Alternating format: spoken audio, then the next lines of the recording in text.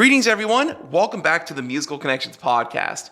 This is the show where we connect the music of Newfoundland and Labrador with the rest of the world. Well, we are going to reconnect you with a guy you may be familiar with if you've ever heard the names Dave Fitzpatrick, you've heard of Ron Hynes, you've heard of Glenn Simmons, you've heard of Bill Kelly, the late John White, and more. And if you ever heard of these commercials on radio, such for Auto Parts Network, this guy had a hand in producing a lot of that. And he is back in the music game now with a brand new song which went viral on Facebook from a demo he put up back in November called Don't Tell Me What to Do. Well, I'm going to tell him exactly what to do here today because I want him to go back and recollect some of the memories that he's had over his long career.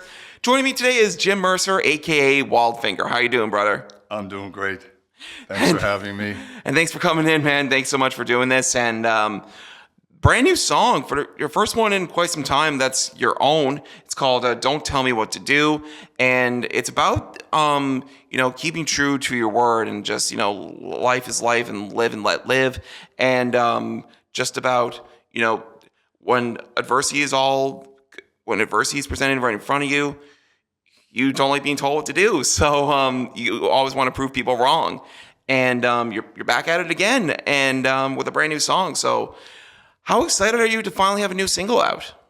Well, it is exciting, Zach, because I haven't put one out for a long time. And as I was mentioned to you before, I'd wake up in the morning, come out, and I'd start playing this song. And I said, I got to do something with this song. And of course, the excitement builds from there. I got to go back into the recording studio again. And after a long hiatus from the recording scene, it's very exciting. Very exciting. That's wonderful. And when you first put out this demo back in November, I think it was the 20th of November that you put this out to Facebook. Yes. Since I'd imagine when we drop this episode, it'll be getting even more views.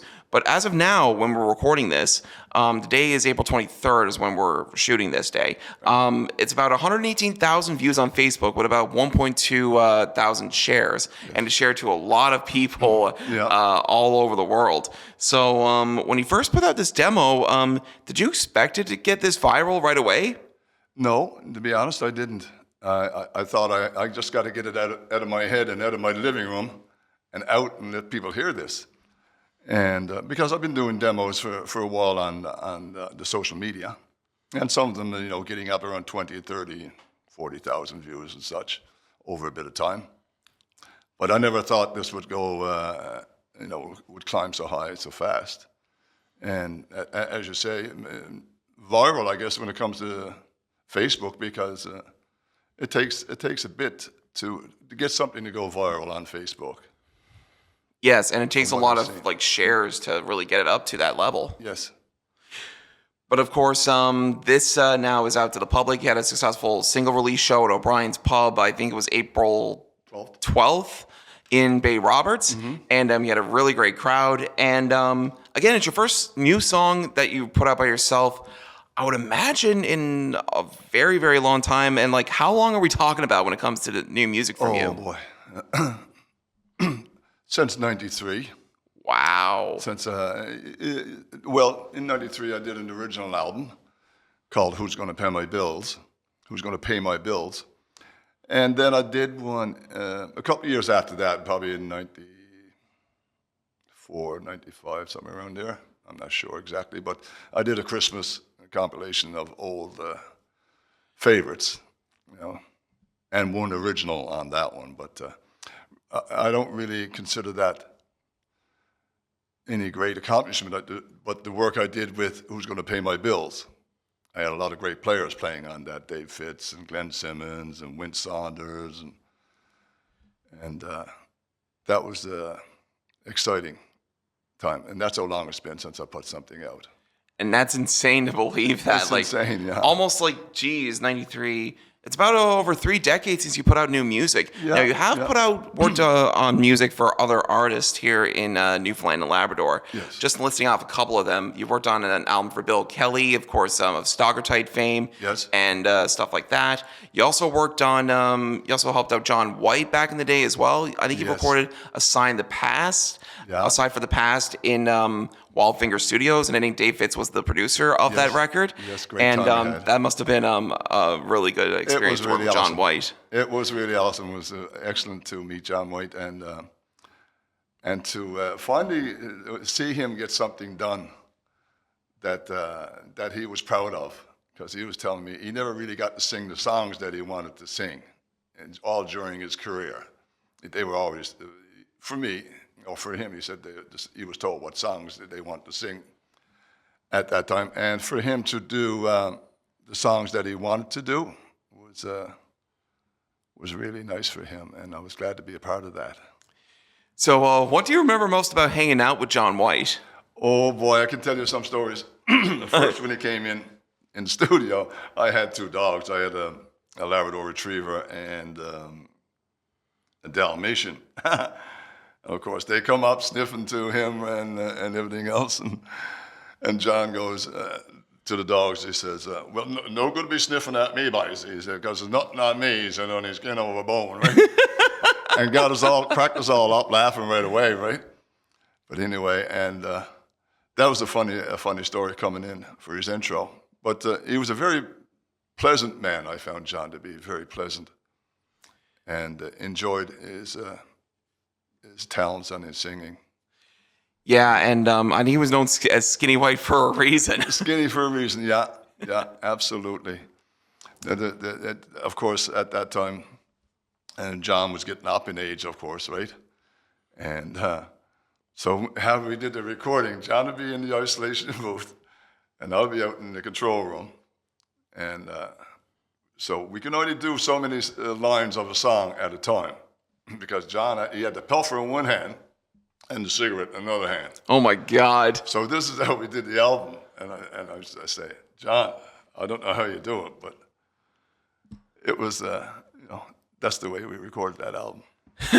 And that was like during a time. I think it was like during a time where like booze and cigarettes and all that were like dominating the And I music didn't really scene have here.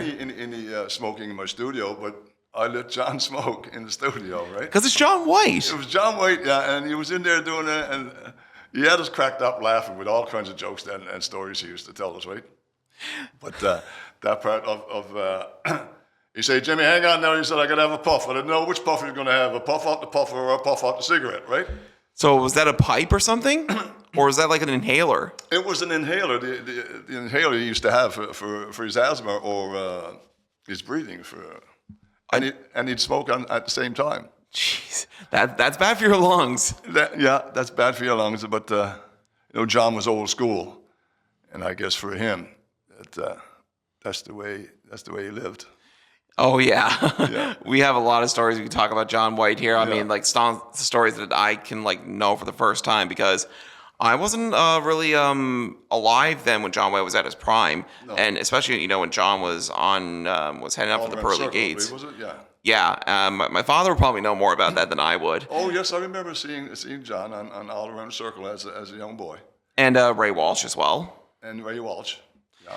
Now, one of the interesting things that I found out while researching for this interview here, you invited, Glenn Simmons was one of your players that went to Wildfinger Studios for a very long time. Yeah. But he also played with Ron Hynes, and of course they both played together in the Wonderful Grand Band together. Mm-hmm. And then Ron had him in his band when he was signed with EMI, recorded Friar's Paradise and Face to the Gale. And he also recorded an album called 1111, Newfoundland Women Sing. So it was a bunch of Newfoundland and Labrador women musicians that would sing songs that Ron and Connie Hynes wrote.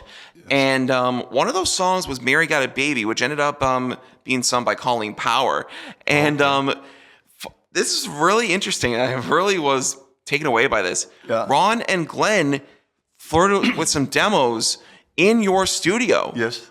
How must that have felt that day when Ron and Glenn were flirting away with Mary Got a Baby? Well, to be honest, I was kind of surprised that they wanted to come out to my studio, because there were several studios here in town at the time. But I guess through Glenn Glenn and I were doing some work together on different projects, and he must have told Ron, and Ron said, well, let's go do the demos. And of course, this is the demo of the song, Mary Had a Baby, which I come to find out after.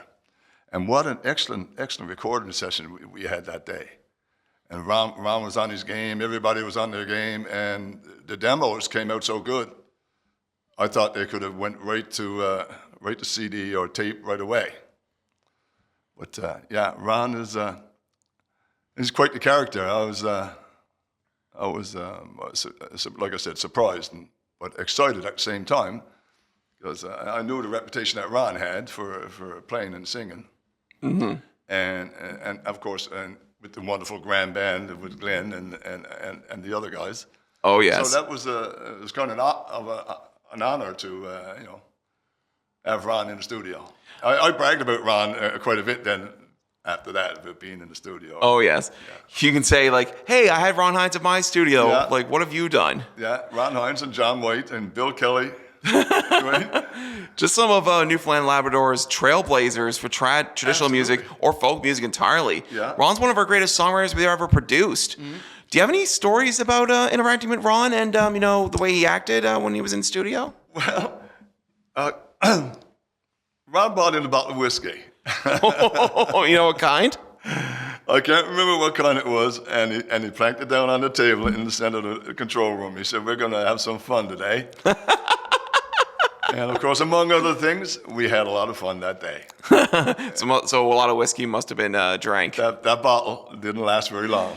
Oh man, that was a lot. That must have been a lot of fun. Yeah. Was there anything that Ron ever told you that you've taken away for the rest of your life?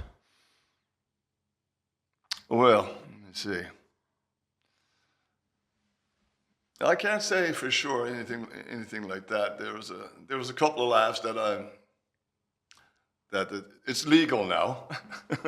Oh yes. And that was involved at the same time as the bottle of whiskey was, right? and he said to me, he said, Jim, you smoke just as much as I do. Right? And I said, it must be the music that entices everybody to do this, right? But that was one noted time for sure. Oh yeah. Well, I think if there's one thing you take away from Ron Hynes, he always knew how to have a good time and really, take away all the seriousness that comes away with music. Oh, absolutely. And just bring it back to what it's meant to be, to have fun. Absolutely. Everything that day was relaxed. It was so relaxed and natural, and that probably contributed a lot to the demos coming out the way they did. Because in studio situation, as you know, people get nervous and when the red light goes on, but Ron was an old hand at it, and there was no nervousness with Ron Hynes when you hit the record button. Oh yes, for sure he was confident about himself. I can tell you that much. And everybody else that played there that day, and Dave Fitz and Glenn Simmons, and I'm not sure who else was there that day. Was Sandy Morris part of that session? I believe Sandy Morris was a part of that session, or Kelly Russell, one of them, was a part of that session. Yeah, because Kelly played in the Wonderful Grand Band too for a bit of time before he really went off with his Pigeon Inlet Productions label. Mm-hmm. Mm-hmm. Yeah, and Kelly's been out to the studio a few times on different projects back at that time. So when it comes to this whole Wildfinger persona that you've put on for yourself, how did it all start for you, and how did you come up with the name Wildfinger? Oh boy. Well, I didn't come up with the name myself. I kind of got labeled with that. And it all started back in,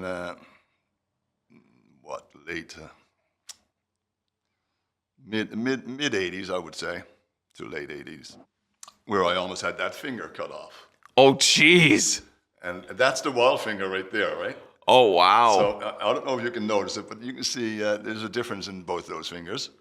This finger was almost cut off like that. So they had to put a skin graft on my finger. And I had to wear my finger like this for 6 months up above my heart because the skin graft was very delicate. Okay. And so when I'd go to a party where my friends are, the first time I went to a party with my hand up like that and I couldn't play guitar, of course the boys was going to make fun and going to have a joke out of it. And they said, Jimmy, that's a pretty wild-looking finger you got there. We'll have to call you Jimmy Wildfinger. Of course, everybody had a good laugh, and lo and behold, the name just stuck. And every time I see the boys or my friends, they would say, they'd call me Wildfinger. How's it going, Wildfinger? Right? And of course, it just stuck, and I couldn't shake it. And then that's what I called my studio then, Wildfinger Productions. And of course, there it is, Wildfinger.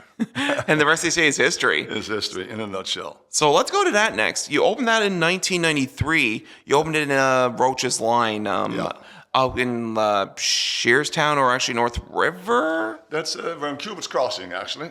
Oh, okay. And it's kind of in on a street that's I was the last house in. Oh, wow. I looked for this house for a long time because I wanted a house that was away from all the traffic and the riffraff of anything going on, because I was building a studio and I didn't want heavy trucks and that passing by when I was in recording sessions, because it's hard to get rid of those rumbles and of heavy trucks and such. But that's where I bought the house, and the whole studio I dedicated to Wildfinger Studio. So we had a control room and a drum room and a vocal booth, all isolated. Wow. And that was like 1993. That was 93. So the technology then, I'd say technology in like music, when you recorded music back in the day, were you still using... Look at this first before you go further. No, go for it. The gear that I used in the studio, I bought from Jack Windsor from Longs Hill. Wow. I bought it his studio. No way. Yes, it was up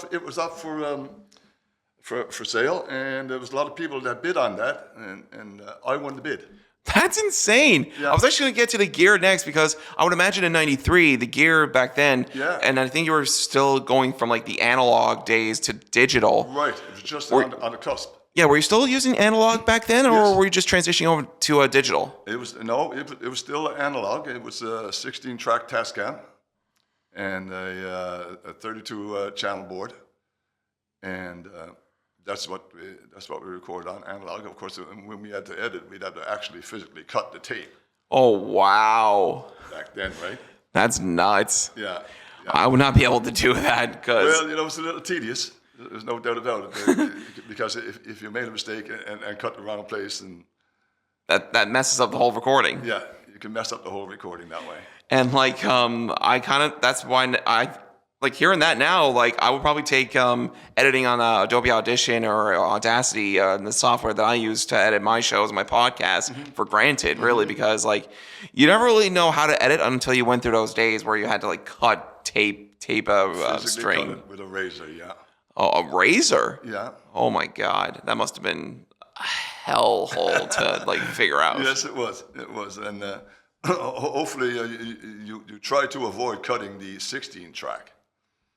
You would usually cut the 2-track. Oh wow. If you want to splice up different parts to edit out sections and say make the song. Depending on how you were making the song, if it was verse, chorus, or verse, chorus, bridge, and stuff like that, you would edit to make it fit whatever way you wanted the format of the song to be, right? I would be... And time-consuming. Oh, time-consuming it is. It's very time-consuming. Yeah. That's why I'm fortunate now to have the software that I do, because it's easier now more than ever. Yeah. And a lot of people can really do it from their basements if they can put the money and time into it. Yes. Yes, it's just a couple of clicks now. Editing is a breeze. People don't know how good they really have in the recording world. Yeah. And of course, I love the new technology as well. And but I was out of the loop for a long time, and just recently got back into it in the last couple of years. Now, where have you been in that case? Because I would imagine you've recorded like very religiously from when you opened the studio in 93. And I believe when you and I were talking about this off air here, you closed the studio in the late 2000s. Right. So what were you doing in between that time from when you closed the studio to this new song you got out right now? Okay. It was quite a span of time there, actually. Well, unfortunately, divorce came my way, and the studio being in my house, and I had to close the studio and get ready to move it somewhere else. I don't know where I was going to move this big. I believe it was a 64 channel, not a 32 channel. When I think about it now, it's almost as long as this table. Oh, yeah. It was huge. And where am I going to get a place to put all this gear? I mean, all this is big analog gear. And how am I going to set up shop right away and all this? And all that costs a lot of money to do that stuff. Yeah. So I couldn't do that right away. And I said, well, I got to go back at my job, which I'm an iron worker by trade. And that's what I did. I went out west and got back into my trade and got myself positioned to come back and open the studio again. And upgraded to a new digital system.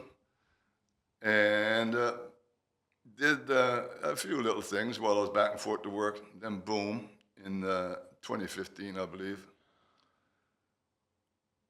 I think it was 2015, I had a heart attack. And it was, of course, threw me at a commission and threw a wrench into the spokes of life, as we say, right? And changed the plans altogether again. Okay, I'll have to deal with that. And it took some time to get over that and get back into the workforce again and try to get myself positioned again. And to make a long story short, in 2019, I had cancer come around the corner and nailed me. Dealt with that. And then I think it was around 22, 23, somewhere around there. Got cancer again. Had to deal with that. So when you have cancer, and when you have a heart attack, that's a major blow. And when you have cancer and you have a major surgery, that's a big blow. When you have it twice, it's a huge blow. And it does things to the psyche. Yes. It does things to the psyche that you say, my God, am I going to pull out of this? And of course, you got your music nagging at you in the back of your mind. You want to play. You've been playing all these years, and you can't play because you got to heal. So in between the jigs and the reels, it took a long time to come out of that. I'm not ashamed to say it. I think I went into some kind of clinical depression, but the music pulled me out of it. I wasn't labeled with that, but it felt weird.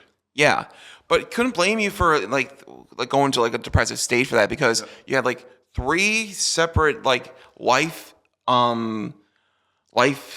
challenges that were presented your way. Of course, like from 2015 on, you had the heart attack and you had a couple bouts of cancer, and then you had to close the studio because of divorce in 2007. Yeah. I couldn't blame you for going into that like kind of depressive state because when you've been dealt all these blows, it does something to you and it prevents you from doing what you love to do, which at the end of the day is music. Yeah.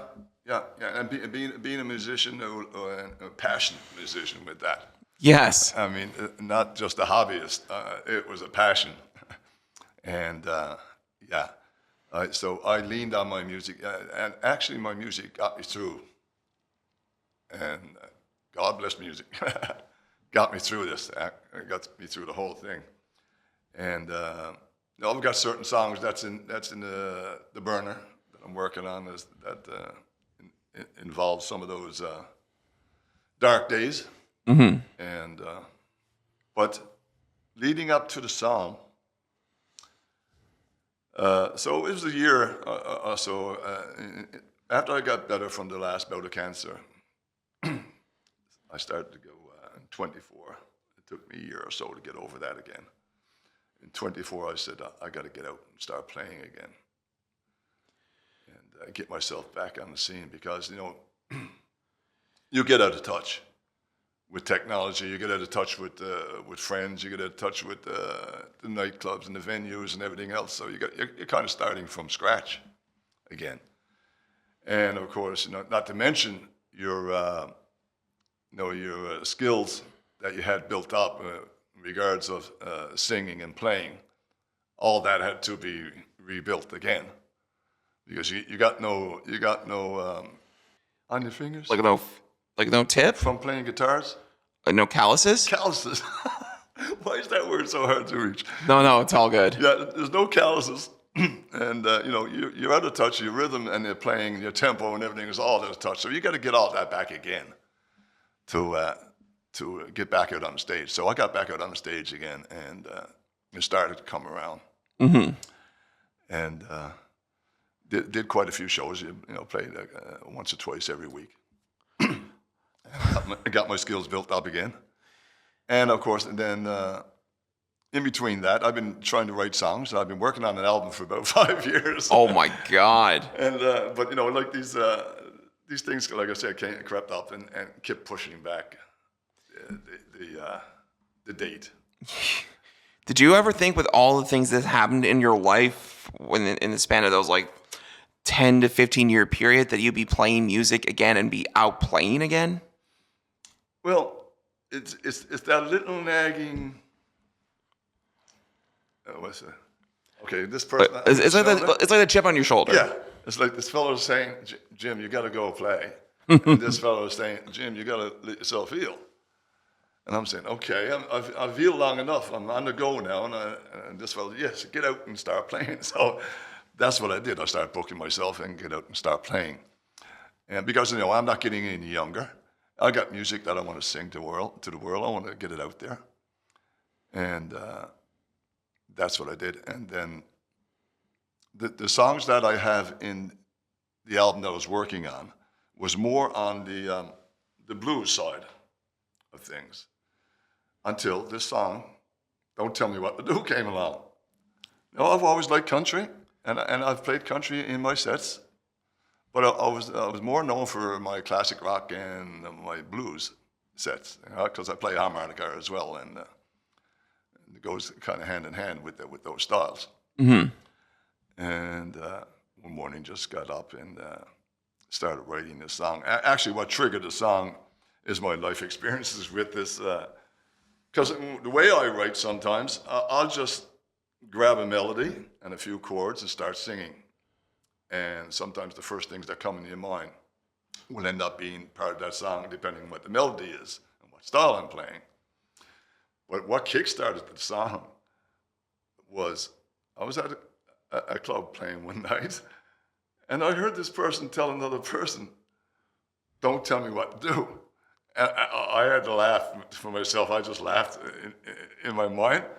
I said, "That's so funny," because a person told me that not too long ago. And I remember telling some other people not to tell me what to do. I said, people really don't really want to be told what to do. No, absolutely not. And I said, why is that sticking in my head like that? And I got up, like I said, one morning, and I started writing. I didn't write them down, because I don't write my lyrics anymore. I just start singing them. Before I used to write them down. Yes. Now I just start singing them. Okay, interesting. Yes, and if I got a theme, I'll start singing around that theme.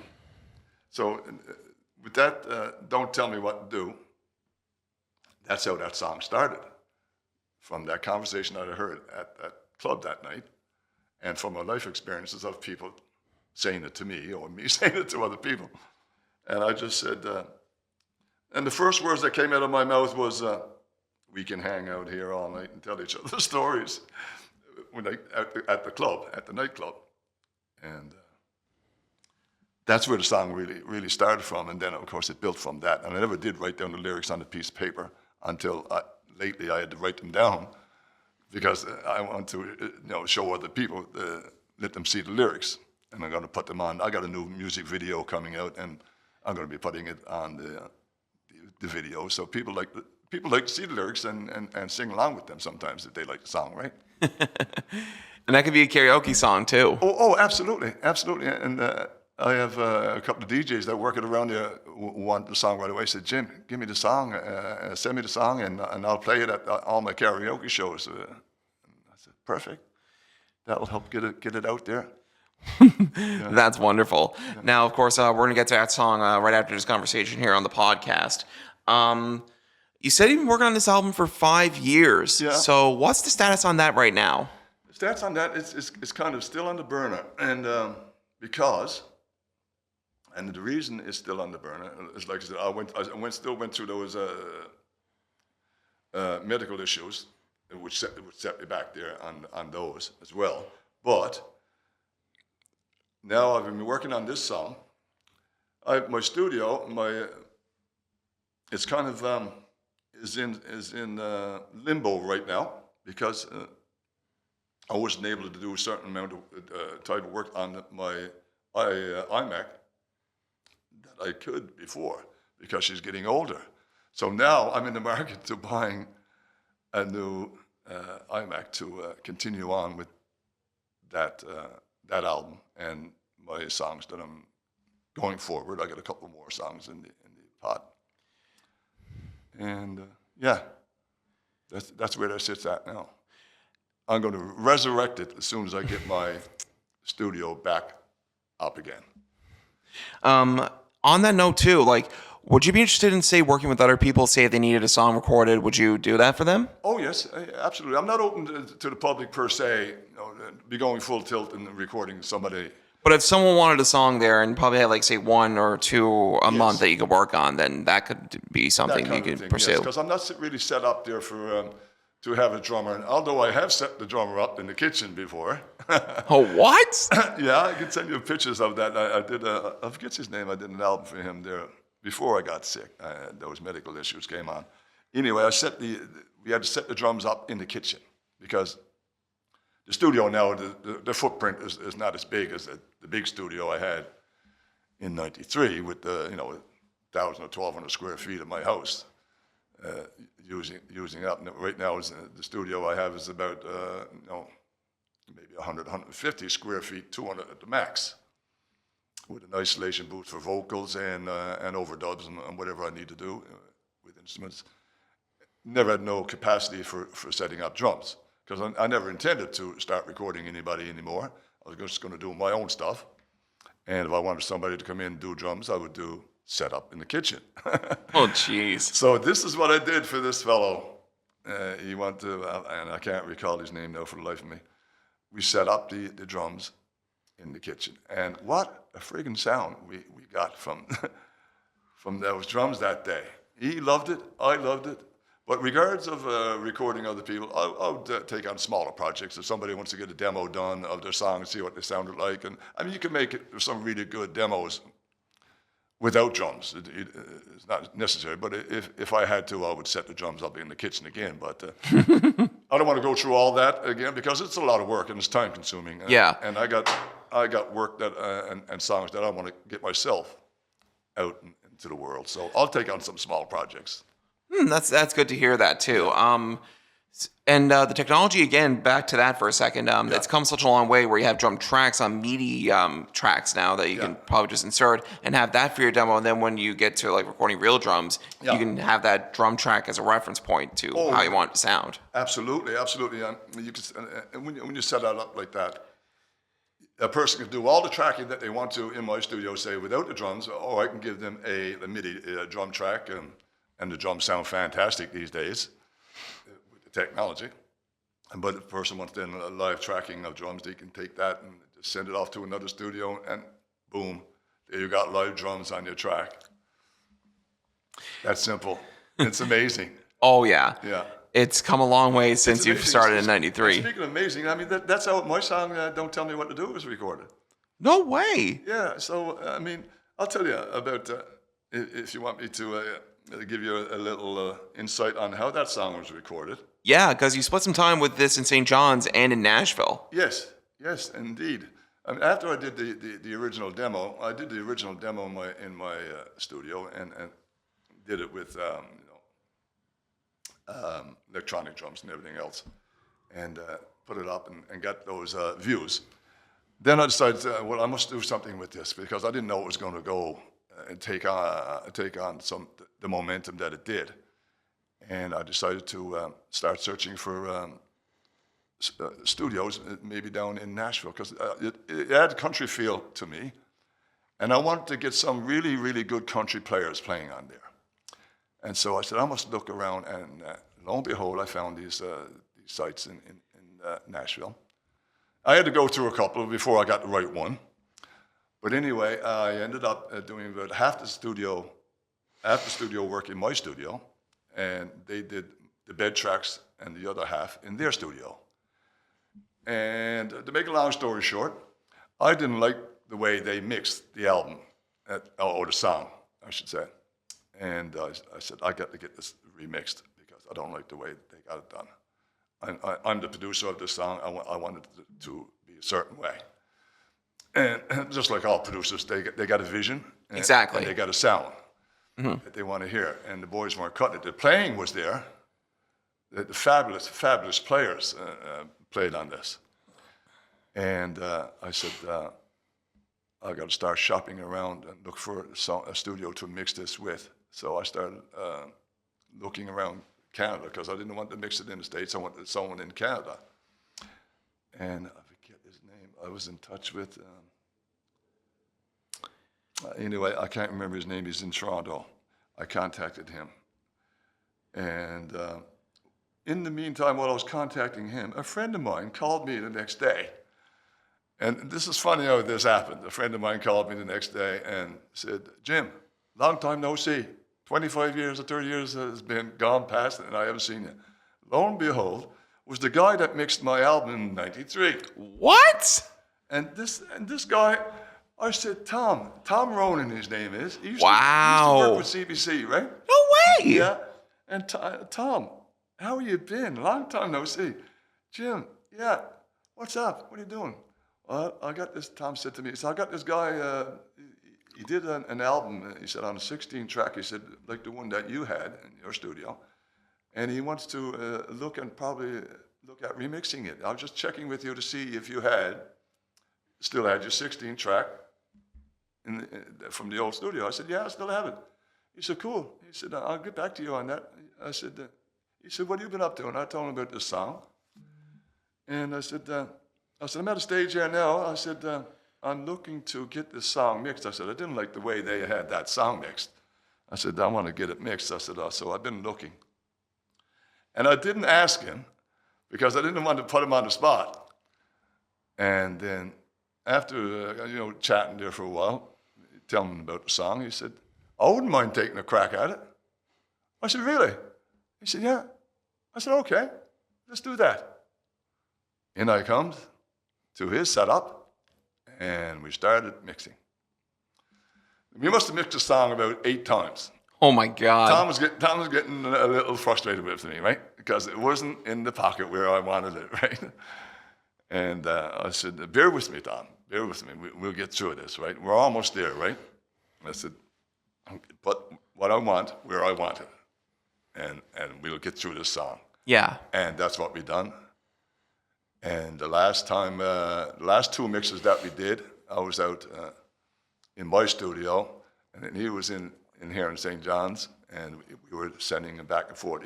I was telling him what I wanted, because I wanted to hear it on my speakers, my system. And he was hearing it on his system, so we were hearing it on several different sets of speakers, and to try to get the song where I wanted it to. And finally, we got it. I said, I'm happy, we're there. The last thing we had to do was just thicken up the snare a little bit and make it punchy, because I wanted the song to sound like an old classic rock like an old classic country song, I should say, with a classic rock taste to it, or feel to it, you know what I mean? Mm-hmm. And so I think that's what we achieved. And there it is. Awesome. And I'm glad it all worked out there for you. Right. Now, how would you describe the sound of this song? Well, as I was just saying, I think So say like some artists that you've taken. Some of the artists, okay. I think it's probably along, my God, Hank Williams Jr., Brooks and Dunn, Bob Seger, all intertwined into a little bit of me, intertwined with those influences. Yeah, that's interesting there. Yeah. And have you ever been called like a Bob Seger lookalike? What, many times, several times in the last month. actually. Oh, wow. Yeah, I keep getting that all the time. Sometimes I let my hair down because I got a lot of hair still there. And sometimes I let it down and people will say, I'm like, Jesus, Jim, you're just like Bob Seger and you look just like... Sorry for the bleep, but... No, it's okay. It's okay. I can put an explicit tag on it. It's all good. Yeah, and you look and you sound like Bob Seger too. Cool, man. Thank you. I'll take it. Well, that's wonderful. We're actually going to get to that song very shortly. Now, we're actually going to save the jingles for another time because there is some ones that I really want to talk to you about. Okay, yeah. But we'll get to the new song shortly. Okay. For people who want to find you and learn more about Jim Wildfinger, do you have like a website or socials you're working on? What's the best way to reach you? Right now, I'm just on Facebook and Instagram, and I'm working on getting a website up so that people can have a landing page to go to.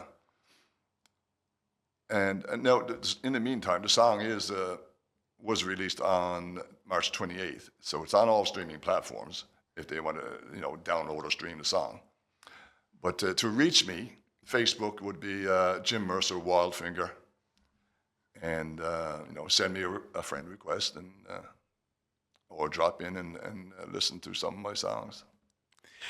Well, Jim, this has been an absolute pleasure getting to know you a lot more than I would have had before. Yeah. And I'm looking forward to getting you in again when you do get that album out and whenever you get it ready. But whenever you have it ready, I'll be waiting. Jim Mercer, or AKA Wildfinger, thanks for doing this. Thanks a lot. Appreciate it.